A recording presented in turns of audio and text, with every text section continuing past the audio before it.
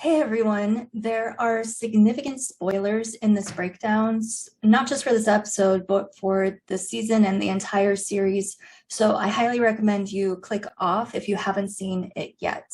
This was an incredibly hard episode to watch, and in my opinion, one of the saddest in the entire Breaking Bad Better Call Saul franchise. But once I got over the pain and shock of it, I was able to go back and watch it with a more objective eye and really appreciate its careful, thoughtful construction and brilliant execution. It is superbly written and directed by Gordon Smith and just beautifully acted, especially by Michael Mando. This episode rivals Ozymandias in my opinion and is one of the best episodes in the entire franchise. There's a lot to cover, so let's get right into this breakdown of Season 6, Episode 3, Rock and Hard Place. The episode begins with this poetic, heavily symbolic opening in the desert. The camera moves over these twisted roots that look like distorted limbs and comes to rest on this beautiful solitary desert bluebell standing tall and bright above the gnarled landscape. And as the rain begins to fall, the camera pans down to the dirt where we see it hit a piece of glass. This is the very spot where Nacho dies at the end of the episode, revealed to us when he drops the bloody glass shard that will mark his grave. In the language of flowers, bluebells symbolize gratitude and humility. They can also symbolize everlasting love. The color blue is symbolic for Nacho's righteous sacrifice, and of the flower is representative of rebirth. From this awful bleak scene blooms redemption and the love of the son for his father. Nacho sacrifices himself for his father's salvation, and in that he is himself redeemed.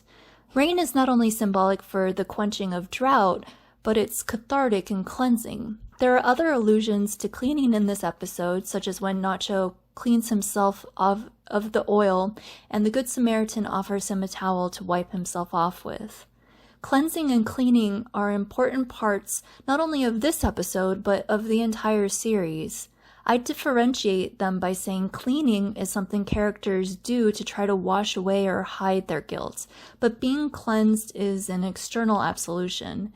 Being cleansed of your sins is different from trying to wash away traces of sin. Before Rock and Hard Place even aired, I was thinking of making a video on cleaning in Better Call Saul and reflected on the scene between Gus, Mike, and Tyrus in the trailer in Season 6, Episode 2, Carrot and Stick. Since I discussed the scene in detail in my previous breakdown, I won't go into a lot of detail here, but since it's relevant in this episode, I want to highlight the conversation between Mike and Gus. Mike says, "He's gonna get caught." And then right after he says this, Gus knocks the glass off the table and then sweeps it up. The verb Mike uses, sweeping, Let me find him, bring him back before the Salamancas sweep him up. is a clever linguistic reference to cleaning. Gus needs to clean up after himself. He understands this, and painful and uncomfortable as it is evidenced by his willingness to scoop broken glass into his bare hands. This broken glass, we learn, is of far greater significance. Nacho discovers the glass shard in the trash when he is momentarily left alone in Gus's trailer. When he looks down in the trash, we see Nacho's image fractured into three. There are many triads in this episode, and this is one of the more salient ones.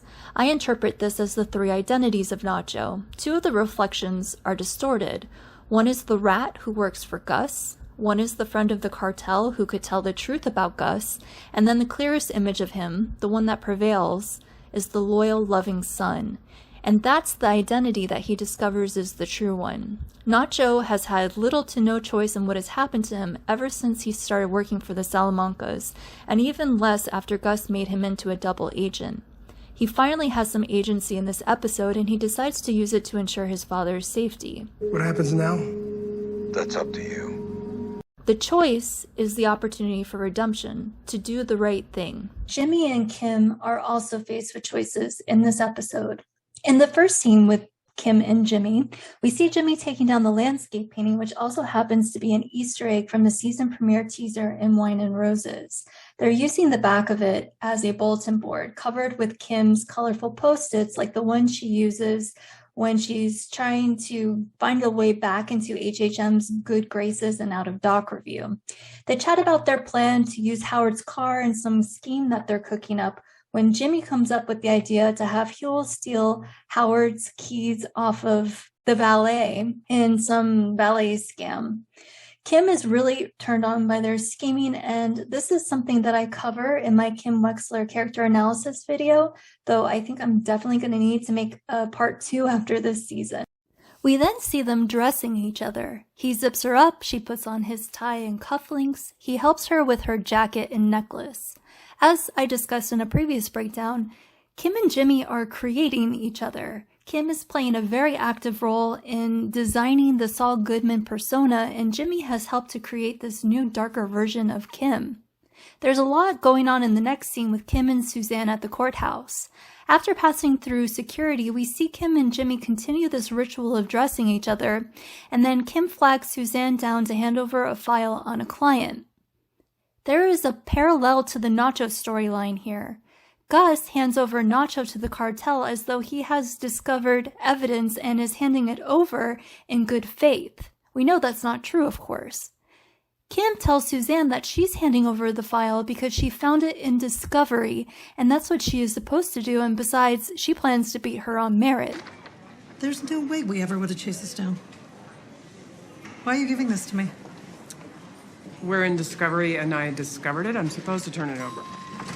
We hear the elevator ding, and this moment of honesty and good faith inspires Suzanne to then share what she has discovered with Kim. She pulls her into her office where she tells her that they figured out who Jorge de Guzman really is. Kim feigns ignorance of who he is and questions why Suzanne is telling her all of this. She is on her own fishing expedition to find out how much Suzanne knows and to get info out of her. Suzanne tells Kim she is talking to her because she thinks she'll be more open to what she has to say. She is hoping that Kim will use her influence on Jimmy to get him to talk.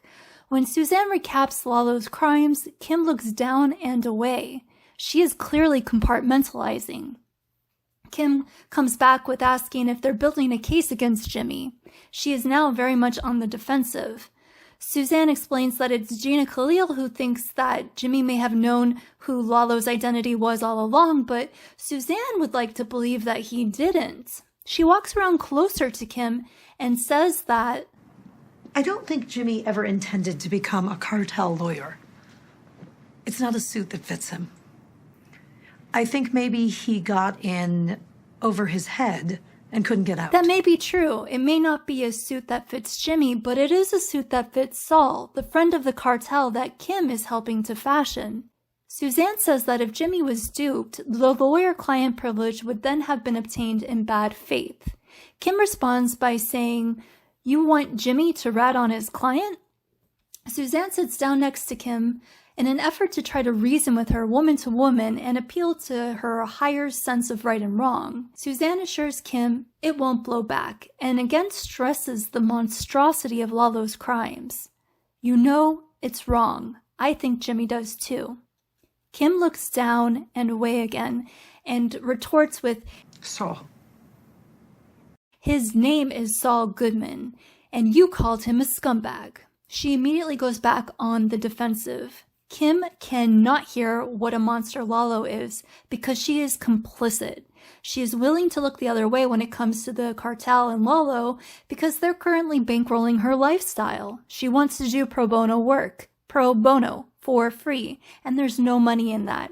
So they're using Lalo's blood money from Bagman to fund not only their current lifestyle, but their scheme against Howard, as we see Jimmy later hand some of the money to Huel to cover his end for the valet scheme and also to pay the keymaster. Back at the apartment, Kim recounts this exchange and emphasizes that Suzanne said, She wants you to talk. She says it's right. And like when Mike says to Nacho the choice of what happens next is up to him, Kim says Jimmy should do whatever he wants. Should do whatever you want, Jimmy. When he asks what she thinks he should do, You think I should do it? she only points out two options. Do you want to be a friend of the cartel, or do you want to be a rat? He can either be the friend of the cartel, or he can be a rat. Doing the right thing, at least in the eyes of the law, would be to go to talk to the DA, but Kim frames that option in a very negative light. That's like being a rat. Suzanne was right in thinking that Kim would exert her influence over Jimmy, but she seriously misjudged Kim Wexler's ethics.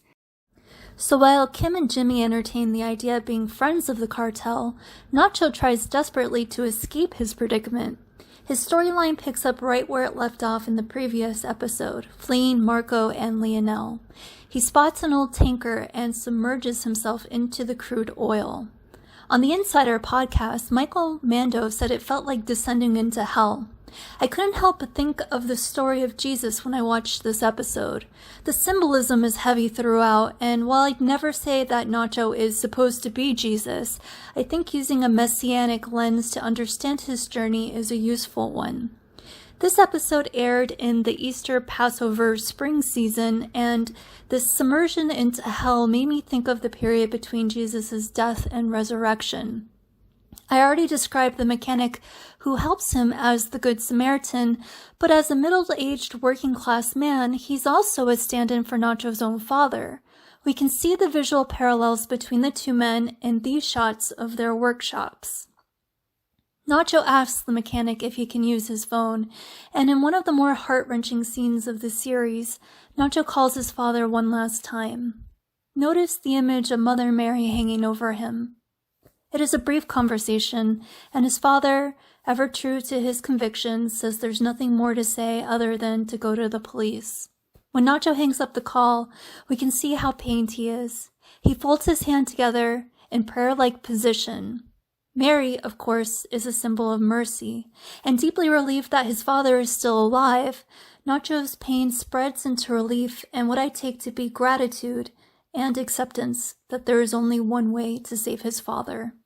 He then calls Mike, and we get to see his end of the phone call that we saw in the previous episode, Carrot and Stick. Nacho tells Gus that he will lay down his life in exchange for his father's safety. When Gus agrees, Nacho says he's not the one he needs to hear it from, and Mike gives Nacho his word.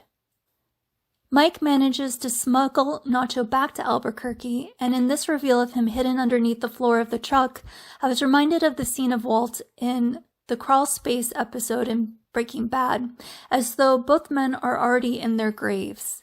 But just as Nacho comes up from the oil, he gets up out of the truck, and I couldn't help but cheer when I saw this scene the first time, as I was holding on to hope that somehow he'd get out of it. Notice the white shirt with the black crosses Nacho wears as he eats his final meal.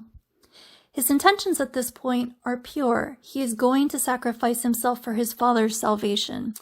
Victor comes down to say that Gus thinks they need to rough him up to sell the fiction that they captured him. Enraged by this, Mike says he'll handle it and to beat it. He then pours himself and Nacho a drink, like a communion, and we get this beautiful shot of the two.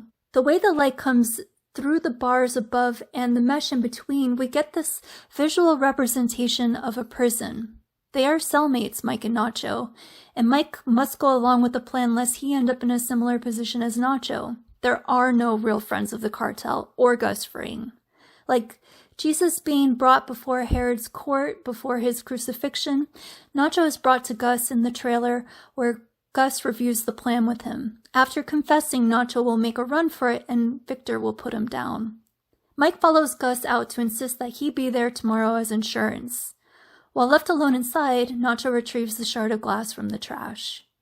The next day, they make the trip out to the exact location where Mike was originally going to kill Hector in Season 2, Episode 10, Click. Mike is even dressed in similar clothes to that day, is carrying the same gun, and sets up in the exact same spot. It's a full circle moment, as it is also the first time he ever has contact with Gus, who leaves him the warning, "Don't." In the van, Nacho leans forward and we see this pentagon shape behind him with light streaming through. I'm reminded of the bluebell that we see in the teaser. We then see Juan Bolsa dressed in a light blue, the color of law and order, and like Pontius Pilate, he is the judge presiding. He reads Nacho his sentence. Today you are going to die. With his hands zip-tied behind him, we get this close-up of Nacho's hands. As he squeezes down onto the shard of glass, blood drips down like a nail driven through his palm. He is being crucified. Nacho does what he said he would do and gives the false confession that it was the Peruvians who hired him. He has kept his end of the deal, and he doesn't need to say anything more, but when Hector dings his bell and points at Gus accusingly, Nacho decides to get in one last thing, and in doing so, further exonerates Gus. I put you in that chair. Oh yeah, your heart meds. I switched them for sugar pills. You were dead and buried, and I had to watch this bring you back. So when you are sitting in your nursing home and you're sucking down on your Jell-O night after night for the rest of your life, you think of me. He then cuts the ties, stabs Bolsa in the leg, and takes his gun. With the gun to Bolsa's head, we hear Mike say, I think he meant for Nacho to shoot Bolsa, and then perhaps Mike could pick off the rest. Going back to Season 2, Episode 10 Click, we see that when Mike gets Hector in his sights, Nacho is blocking him and Mike eases his finger off the trigger. They're on the same side, and I think Mike was rooting for Nacho up until the very end, as we all were, and Mike's pain perfectly reflects ours. Nacho dies for others' sins. This is not to say that he is innocent or blameless, but rather dying was the only choice he had, as he would not be able to live with the other option. There was a way for him to possibly escape, but it would mean the death of his father. He did the only thing he could possibly do, and it was a selfless sacrifice out of the love for his father. As Mike bears witness, he takes on the responsibility to protect Manuel, and I believe he will. This was not only a hard episode to watch, but a hard one to break down as well. It is an episode that is going to stay with me a long time. I'm glad Nacho got to go out on his own terms and not be killed by Victor, Gus, or the Salamanca twins. I'm glad he didn't suffer, because he has already suffered long enough. Well, that does it for my breakdown. Please like, comment, and subscribe if you enjoyed this video. Thank you for watching.